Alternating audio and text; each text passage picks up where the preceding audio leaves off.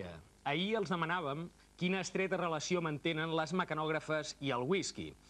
Pot sonar una pregunta estranya, però la realitat és que en els cursos de mecanografia hi ha unes frases que s'anomenen pangrames i que són frases que contenen totes les lletres de l'alfabet.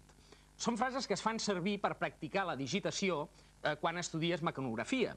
Unes frases com, per exemple, jovencillo emponzoñado de whisky, que mala figurota exhibes, de 51 lletres. O en català, una que li devem al poeta Jaume Subirana, que diu «Xe, quan bec whisky o vi, faig molt de jazz i rap».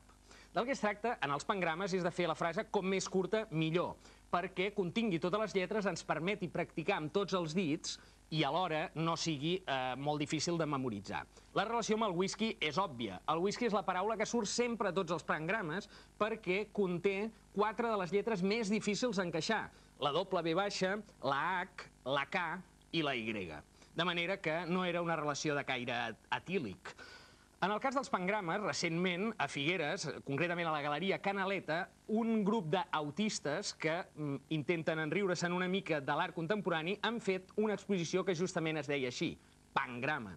I cadascun d'ells agafava una lletra, com que eren més autistes que no lletres de l'alfabet, fins i tot hi posaven signes de puntuació, i així, per exemple, l'escriptor Vicenç Pagès, que havia triat la C trencada, agafava una C, pam, i la trencava, o bé el dissenyador Àlex Gifreu agafava una L i feia els catets de la hipotenusa, una L pitagòrica, i així fins a tot l'alfabet, de manera que això dels pangrames, de mica en mica, es va escampant.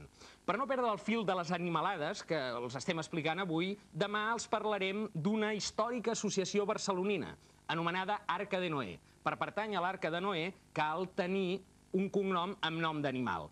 Vostès saben qui la va fundar, l'Arca de Noé?